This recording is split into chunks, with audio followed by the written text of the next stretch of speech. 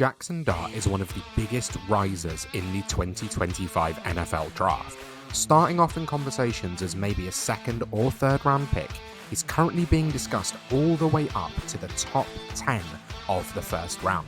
An incredibly accurate distributor of the ball, but with some huge limitations to his game. Could Dart end up being the quarterback 3 in this class? And will he make his way into the first round? Let's find out a little bit more about Jaxson Dart as I go through how I found watching his film. So Dart was a 3-year starter at Ole Miss, and we can see a nice little bit of progression in terms of each season when he gets to Ole Miss from USC. You can see obviously the yardage and touchdown to interception ratio getting better each year, which is what we want to see. Now, to clarify, Ole Miss obviously is a slightly strange offense, as you'll have seen when we spoke about Trey Harris in a previous video. It's not a hugely pro-ready scheme. It's all about kind of working in the quick game. And so there's a debate about how this is going to make Dart ready for the pros, especially like he's a master of the RPO game, but how much is he going to use that when he gets to the NFL? We saw the same thing with Matt Corral a few years ago, who, very quick release, different arm angles, very good at working in the RPO when he has, one decision to make, but it didn't work out when he got to the pros. Dart is a better prospect than Corral. You can see that prototypical size. That's something nice to see. But Dart is a little bit of a controversial prospect as we are, because some people absolutely love him. I've seen him ranked as some people's QB1, and some people barely have him in their top 5 quarterbacks. Starting off with what I just mentioned in terms of his strengths, I think he's an accurate distributor of the ball. I think he's very good at finding his weapons and finding them in a way that allows them to gain yards after the catch, putting the ball in the right place so that they can make the catch and it can't be defended. And that's a really important skill. Kind of the timing of the distribution as well is something that I see as being quite strong in Jaxson Dart's game. That leads into the anticipation as well. I think he's quite good at throwing into windows that are about to become open, which is something that we really want to see from a quarterback coming into the NFL. You don't want to see someone who is waiting for a player to get open and then throwing it to them, but I think he shows that ability to identify the window of where the player is going to be and throw it into them so that they can become open as they get there. I think he has really good versatility of arm angles and releases, which I think is something that's going to work well. Again, mostly in that short game, mostly in that quick game. That's something that we've seen a lot through this Ole Miss offense. But I think he shows an ability to kind of work in different ways to get the ball out. Then in terms of, and this is a fantasy thing, I think he's very adept on design runs. I think he's quick.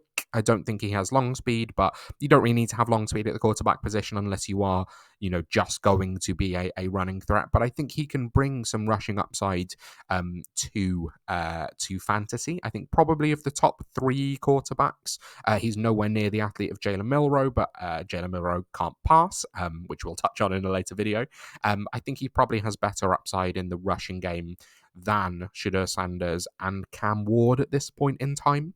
And then again, this isn't something that I've scouted on film because it's impossible to, but everyone that you see talk about Jaxson Dart talks about kind of the leadership skills and the intangibles as well. So it's something important to note because it's going to help them get drafted and it's going to help them play for a long time in the NFL if that's true. But obviously not something you can really notice on film. Leadership ability doesn't really translate too much to when you're watching film breakdowns. A quick note while you're here to ask if you'd please consider liking and subscribing. I am so close to 400 subscribers, which is absolutely incredible given that I only started the channel in about September. But I would love if you would be part of that journey with me to get to hopefully 500 across the course of this off-season. There is so much more rookie content to come, and I'm excited to be able to share all of my plans with you. In terms of the weaknesses of Dart's game, I touched upon this already, but the scheme that he worked with at Ole Miss often means that we haven't seen him play with more complex reads. It's very rare that we see him kind of work across the field to go, okay, first read, second read, third read, open, here we go. It tends to be more the RPO game, the screen game, and kind of quick releases and working underneath 4 yards after the catch. So we do see him occasionally work the field, but it's not something we've seen too much in terms of a pro-ready offense. The same thing is that we just don't know too much about his decision-making post-snap. Because we've not seen that kind of complexity of working across the field, we've not seen a huge amount of how he's able to then read a defense and work his way through it.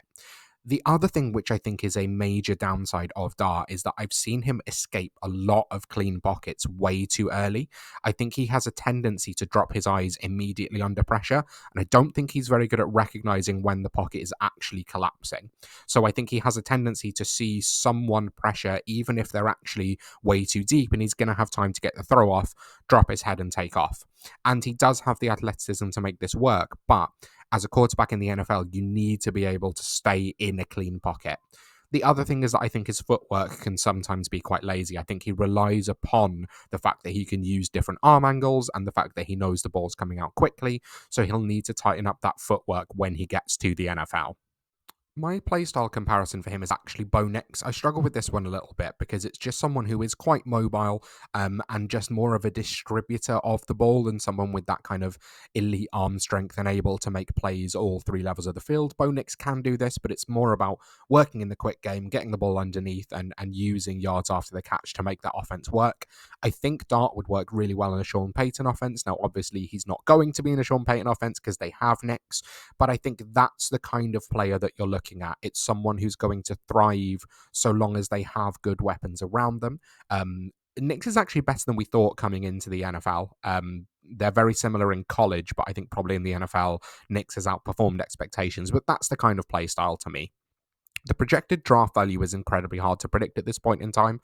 I've currently got him as a late first. I think he'll go as the quarterback 3, but I wouldn't be surprised to see him go anywhere between kind of top 10, sort of ninth overall to the Saints, all the way down to kind of in the 50s if teams are particularly out on him. We'll know a little bit more throughout the process as teams start to share a little bit of information. We get a little bit of insider scope on Jaxson Dart is going to be a first round pick to, teams don't really like this player. So it's really hard to say at the minute.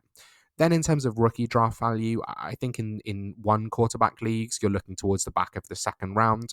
He probably has slightly more upside than some of the other quarterbacks in this class just because I think he has that rushing floor and I think he will be used on design runs. So that's obviously going to help.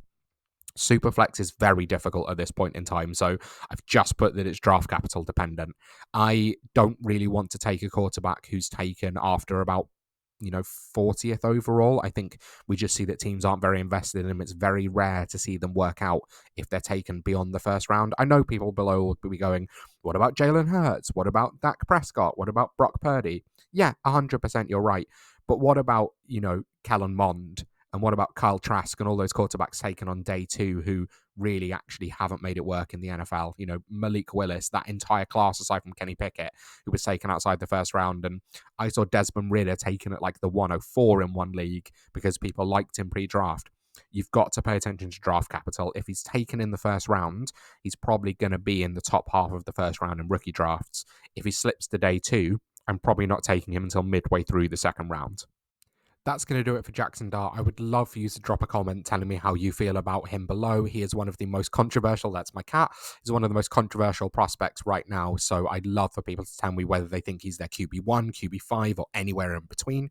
Thank you so much for watching. Please check out the rest of the content on my profile, and I will see you next time.